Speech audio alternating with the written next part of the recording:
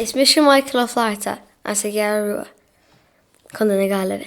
Imíon pelga chearú agus imíon máneocht go mí habranach.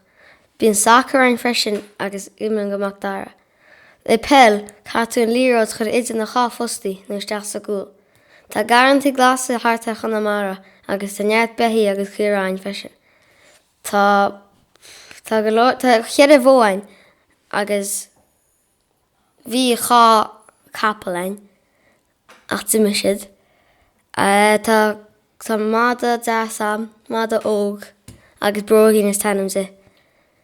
Is smálum bheith siúil dí hímpel chunamara mar tá se go das bheith hímpel na clocha agus na garantí glasa ní mór an tíchi hart an seachan erid. Ní man go seacha gaile mar tá sé bhád ó visí seán freisin.